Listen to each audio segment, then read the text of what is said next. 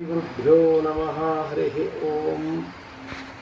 अभ्रमं भंगरहितं अजडं विमलं सदा आनन्दतीर्थमतुलं भजे तापत्रयापहं कंसध्वंसिपदां भोजसंसक्तो हंसपुङ्गवः ब्रह्मण्यगुरुराजाख्यो वर्ततां मम मानसे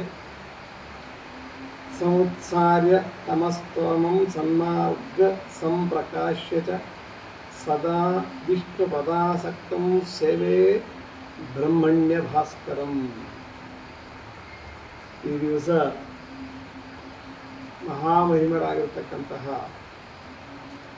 ಬ್ರಹ್ಮಣ್ಯ ತೀರ್ಥರ ಆರಾಧನಾ, ಶ್ರೀಗಳವರ ವೃಂದಾವನ ಕಣ್ವ ತೀರ್ಥದ ಕಣ್ವ ನದಿಯ ದಡದಲ್ಲಿರ್ತಕ್ಕಂತಹ ಅಬ್ಬೂರಿನಲ್ಲಿದೆ.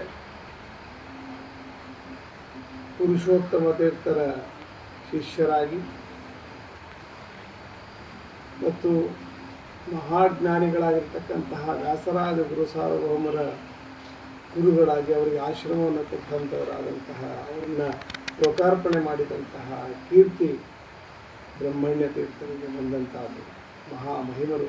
ಇವರ ಹೆಸರಿನಲ್ಲಿಯೇ ಬ್ರಹ್ಮಣ್ಯಪುರ ಎಂಬುದಾಗಿ ನಾವು ನೋಡ್ತೇವೆ.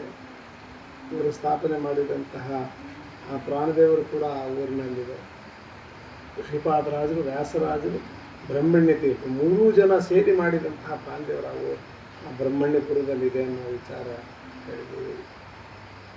ಬ್ರಹ್ಮಣ್ಯ ತೀರ್ಥರು ಮಾಧ್ವ ಸಾರಸ್ವತ ಲೋಕಕ್ಕೆ ಅನೇಕ ಕೊಡುಗೆಗಳನ್ನು ಕೊಟ್ಟಿದ್ದಾರೆ ಅಂತಿದೆ.